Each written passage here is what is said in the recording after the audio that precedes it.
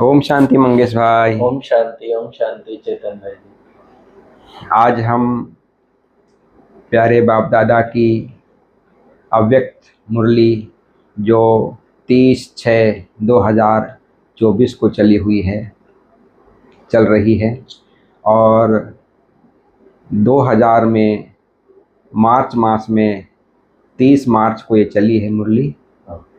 और ये मुरली ओम शांति भवन में चली है। हम प्रत्यक्ष बैठकर बाप दादा के सन्मुख ये मुरली सुने हैं, तो वो सब सीन सामने भी आती है। तो बाबा कैसे हम बच्चों को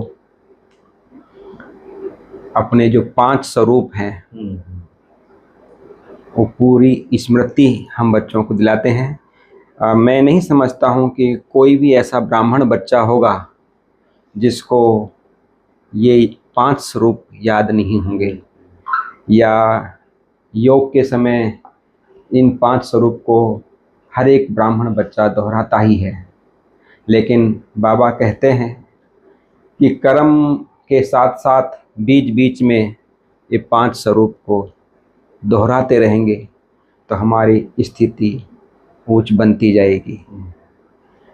क्योंकि हम मुरलियों में तो आते ही ना, क्योंकि हर एक का कंप्लेन ये रहता है कि समय नहीं मिलता है। हैं? इसलिए बाबा कहते हैं कि कोई कितना भी बिजी हो, बाबा ने यूएन के उदाहरण दिया, और हम ब्राह्मण बच्चों का संसार ही बाबा है, बाबा ही पढ़ाते हैं। और जो ब्राह्मण बन गए हैं, शिव बाबा के बच्चे बन गए हैं, उनकी हर प्रकार से पालना, चाहे वो समर्पित हैं चाहे वो घर गृहस्थ में रहते हैं, भगवान के द्वारा होती है। तो ऐसे पिता को क्यों ना याद करें।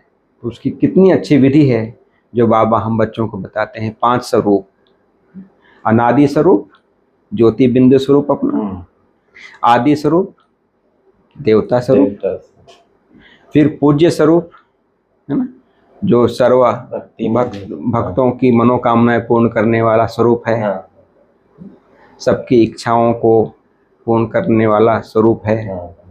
और फिर ये ब्राह्मण स्वरूप संगम योगी, और फिर फरिश्ता स्वरूप। और बाबा कहते हैं इन अभ्यास का इतना अभ्यास हो जाए इन 5 स्वरूप का कि 5 स्वरूप सेकंड में स्मृति में आ जाए। 5 सेकंड में 5 सेकंड लगे कि 5 स्वरूप के लिए, 1 सेकंड में 1 स्वरूप। तो इसके लिए कितना अभ्यास चाहिए। तो बाबा कहते हैं बीच बीच में कम से कम हर घंटे में 5 सेकंड भी निकालो। कितना सहज बाबा हम बच्चों को समझाते हैं। तो दुनिया में भी कहते हैं ना, एक्सरसाइज करो तो मना हेल्दी रहता है शरीर। ऐसे ही मन हमारा शक्तिशाली रहे, स्वस्थ रहे, तंदुरुस्त रहे, उसके लिए ये एक्सरसाइज मन की बहुत आवश्यक है। तो बाबा ने कहा कई बच्चे कंप्लेन भी करते हैं, है ना। क्या कंप्लेन करते हैं कि मन टिकता नहीं है, मन एकाग्र नहीं होता है। बाबा ने जैसे पिछले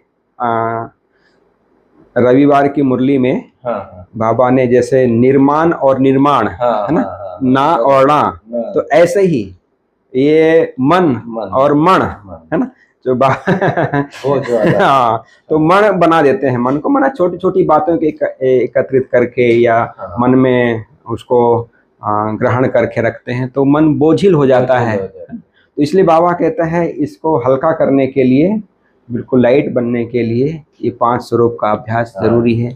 इजी नेचर हमारा होना चाहिए। तो ऐसे ही एक्सरसाइज माना हमारी मन की होती रहे तो हमारा मन भी सदा स्वस्थ और तंदुरुस्त रहेगा। फिर बाबा कहते हैं ये जो हम सब कहते हैं कि कोर्स भी करते हैं, पर्चा भी छपवाते हैं, भाषण भी करते हैं कि हम मास्टर सर्वशक्तिवान हैं और मन के हम मालिक हैं। लेकिन मन के हम अधीन हो जाते हैं। तो बाबा को भी आश्चर्य लगता है, हंसी भी आती है बाबा को इस बात में हंसी आती है कि देखो मेरे बच्चे मालिक, मन के मालिक और मन के अधीन कैसे। तो बाबा ने इसका भी विस्तार से समझाया है।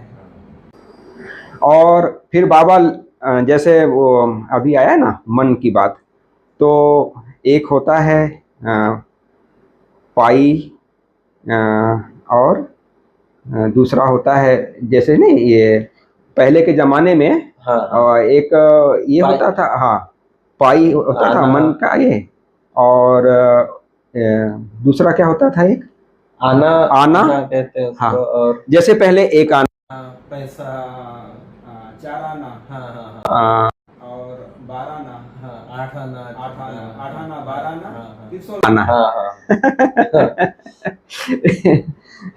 तो ऐसे ही मन को मन बना देते हाँ, तो वजन, वजन वाला बोझिल हो जाते हैं। तो कई प्रकार की बातों एकत्रित करके इसकी उसकी, हाँ। यहाँ की वहाँ की, तो मन बोझिल हो जाता है। तो मन को हल्का करने के लिए 5 स्वरूप फिर हमारे मंगेश भाई आज की मुरली कर और विस्तार से बताएंगे। जी मंगेश भाई। आज हम मुरली रिवाइज कर रहे हैं 30 मार्च 2000 की। मुरली की हेडलाइन है, मन को दुरुस्त रखने के लिए बीच बीच में 5 सेकंड भी निकालकर मन की एक्सरसाइज करो। मतलब इससे इजीएस्ट तरीका पुरुषार्थ का कोई हो ही नहीं सकता है। 5 सेकंड की बात है, सिर्फ 5 सेकंड। फूंक मारते तो भी 5 सेकंड हो जाते, तो इतना बाबा ने इजी कर दिया कि बाबा कहते हैं 5 सेकंड। लेकिन चेतन भाई इसमें एक मूल बात यह है कि अगर आप ये करते हैं हर एक घंटे में, तो आपका अटेंशन वाला संस्कार बन जाएगा। अब ये बात तो कितनी इजी है कहने में कि 5 स्वरूपों को 5 सेकंड में याद करना है, हर घंटे में याद करना है, लेकिन हम भूल जाते हैं। हमको 4 घंटे के बाद याद आता है कि भाई हमने कुछ किया ही नहीं। तो ये मूल बात है। हाँ, वो जो अटेंशन का ये है ना कि भाई हर घंटे में करना ही है, अगर हम करेंगे तो फिर वो संस्कार बनेगा, तो फिर काम हो जाएगा। तो आज जैसे बाबा अव्यक्त वाणी में हमेशा ही कहते हैं कि आज दूरदेशी बाप अपने साकार दुनिया के भिन्न भिन्न देशवासी बच्चों से मिलने आए हैं। बाप दादा भिन्न भिन्न देशवासियों एक देशवासी जो भी सभी बैठे हैं, चाहे भारत के अलग अलग प्रांतों के भाई बहने, बाबा कहता है ये सभी मेरे को अभी जो है वर्तमान में एक देशवासी ही दिखाई दे रहे, या तो मधुबन निवासी या तो फिर परम धाम निवासी। बाबा का कहने का भाव ये कि मुझे ये सब जो है ये सभी आत्माओं के रूप में दिखाई देते हैं। फिर बाबा ने कहा शास्त्रों में 5 मुखी ब्रह्मा का गायन है, तो ये तुम्हारे वास्तव में 5 स्वरूपों का ही है। और बाबा ने बहुत अच्छी तरह अभ्यास कराया उस चीज का। बाबा कहते हैं सेकंड सेकंड उसका अनुभव करो। जैसे निराकारी स्वरूप कहा, अनादि स्वरूप कहा, तो आत्मा बस टिक जाए सेकंड में। बिंदु बाबा के साथ बिंदु के सागर में जैसे मैं समा गई हूँ। आदि स्वरूप बोला, देव स्वरूप तो स्वर्ग में हम चले गए, लक्ष्मी नारायण के साथ या राधे कृष्ण के साथ झूले में झूल रहे, पढ़ाई पढ़ रहे, इस प्रकार से। फिर मध्य में बाबा ने कहा तुम्हारा ही पूज्य स्वरूप, तो चाहे गणेश जी का पूज्य स्वरूप ले लो, चाहे आप हनुमान जी का ले लो, चाहे आप देवियों के रूप में ले लो, कि भाई भक्त मेरे सामने पूजा अर्चना कर रहे हैं, बहुत प्रार्थना कर रहे हैं और मेरे द्वारा उनको शक्ति या सकाश या सहयोग जा रहा है। तो इस प्रकार की अनुभूति। फिर चौथे स्वरूप में बाबा ने कहा कि ब्राह्मण स्वरूप, वर्तमान स्वरूप। तो ब्राह्मण स्वरूप में पहुंच जाइए डायमंड हॉल में, और सारा सफेद सफेद ब्राह्मण परिवार, दादिया है, बाप दादा है, तो वो सीन इमर्ज कीजिए बुद्धि में। और अंतिम है हमारा फरिश्ता स्वरूप। तो फरिश्ता स्वरूप लाइट का स्वरूप। तो बाबा कहते हैं तुम लाइट बन जाएंगे। फिर जब चाहो जिस रूप में स्थित होने चाहो, सोचा और अनुभव किया, ये है मन की एक्सरसाइज। और एक्सरसाइज आज के जमाने में सबसे इम्पोर्टेंट चीज। खाने पे कंट्रोल, बाबा ने एक मुरली में कहा था कि खाने की परहेज और एक्सरसाइज। तो मन को क्या दे रहे हैं हम, वो एक तो परहेज और दूसरा बाबा ने इस मुरली में खास ये एक्सरसाइज 500 कि बार बार मन को उस तरफ ले जाना है। हर घंटे भी 5 स्वरूपों की हर घंटे में 5 सेकंड भी बार बार रिपीट किया बाबा ने, एक्सरसाइज करो। बाप दादा को बच्चों पर मीठी मीठी हंसी आती है, उसी बात के लिए हंसी आती कि एक तरफ तो बड़ा चैलेंज करते हैं कि हम विश्व परिवर्तक है, या हमारा पहले ये स्लोगन अभी भी है कि स्व परिवर्तन से विश्व परिवर्तन, या हम बदलेंगे तो विश्व बदलेगा। लेकिन बाबा कहते जब मन की बात आती है तो कहते बाबा मेरा मन नहीं लगता है, या बाबा मेरा मन मानता नहीं है, मन एकाग्र नहीं होता है। तो बाबा को हंसी आती है कि इधर कहते हैं मैं सर्वशक्तिवान हूँ, विश्व परिवर्तक, और स्वयं के मन को ही कंट्रोल नहीं कर सकते। तो बाबा ने कहा मन के लिए 3 लकीरों का गायन है।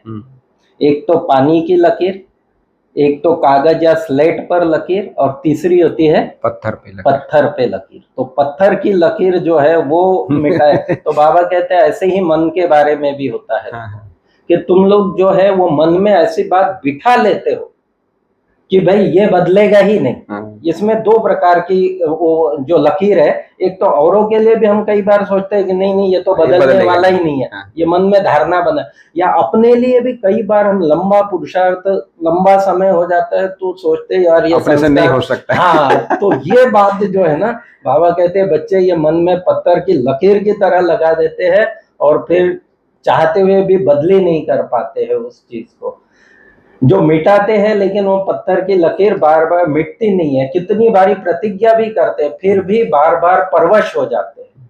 बाप को बहुत रहम आता है और बाबा रहम की दृष्टि से देखते हुए, लेकिन ड्रामा के पर्दे पर आ जाता है कि कब तक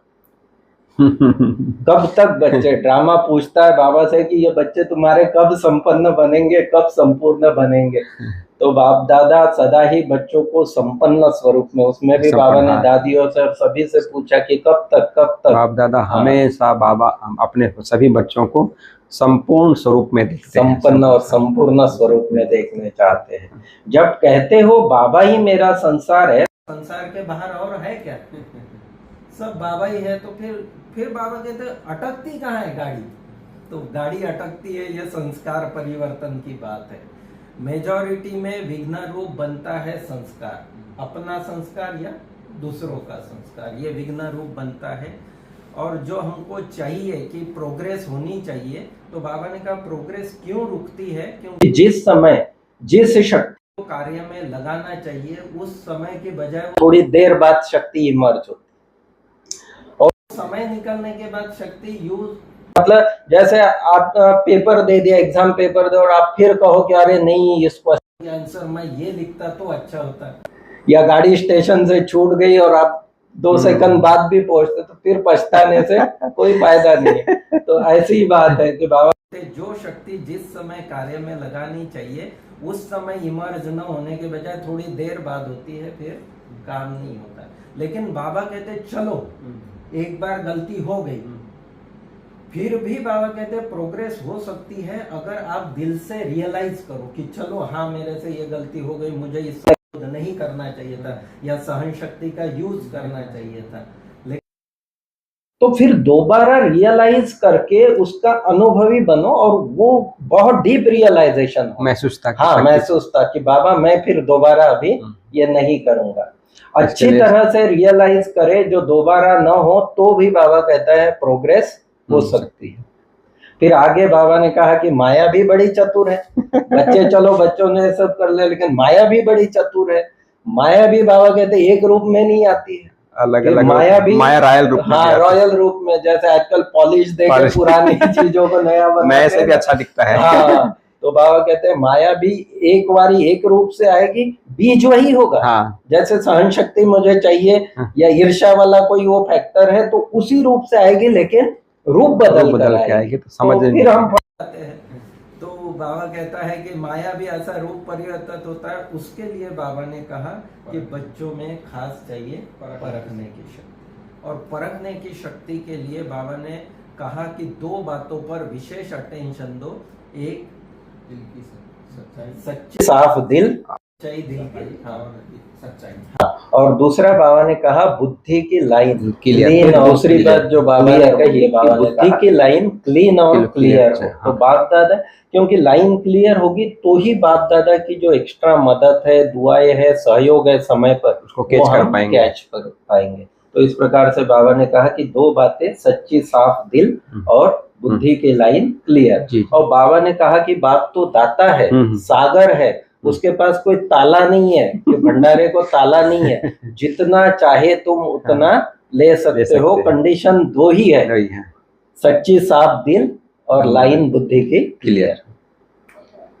तो आज बाबा का मुरली का वरदान है, हर सेकंड में और हर संकल्प जमा का खाता।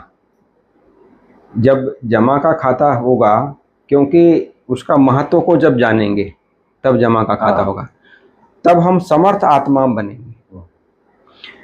क्योंकि एक एक मन कहते हैं ना, धनवान बनने के लिए एक एक सेकंड का है ना, और एक एक मना क्षण का यूज करना है, कण कण का भी, क्षण क्षण का भी। ऐसे महान बनने के लिए भी एक एक संकल्प का और एक एक सेकंड का। जैसे बाबा कई बार मुरली में कहते हैं ना कि आपका एक सेकंड भी एक वर्ष के बराबर कहलाता है, क्योंकि समय थोड़ा सा मिला है और कमाई बहुत लंबी की करनी है। कहते हैं ना, वही गीत है ना, सम वक्त है कम, लंबी मंजिल, तुम्हें तेज कदम चलना होगा। तो ये बाबा का कहने का मतलब ये है कि हमारा जो संकल्प है और समय है, उसको कभी भी व्यर्थ नहीं गंवाना है, अब नहीं तो कभी नहीं। फिर स्लोगन में बाबा ने कहा, हमारा जो हर बोल हर कर्म में अलौकिकता हो। अलौकिकता ही पवित्रता है, और जो जब पवित्रता आती है तो साधारणता खत्म हो जाती है। तो अलौकिक मतलब पवित्र। हमारे हर संकल्प, बाबा कहते हैं केवल पवित्रता वो ब्रह्मचर्य वाली नहीं, हमारा एक एक बोल, एक एक संकल्प, एक एक कर्म, हर चीज में पवित्रता की झलक दिखाई दे, उसको कहते हैं अलौकिकता।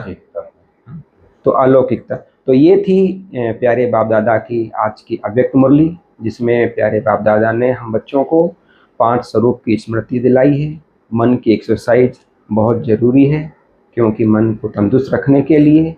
और बाबा ने हम बच्चों को दृढ़ संकल्प भी कराया, और हर घंटे में कम से कम 5 सेकंड निकालने के लिए बाबा ने आज ज़रूर कहा है। कोई कितना भी व्यस्त हो निकाल सकता है। हमको तो 5 सेकंड क्या, पूरा हमारा जीवन ही बाबा के सेवा के लिए, बाबा के यज्ञ के लिए, ईश्वरीय कमाई के लिए है। तो हमारा 5 सेकंड की बात नहीं, हम बच्चों को तो पूरा जीवन ही बाबा के कार्य में लगाना है। ओम शांति। ओम शांति।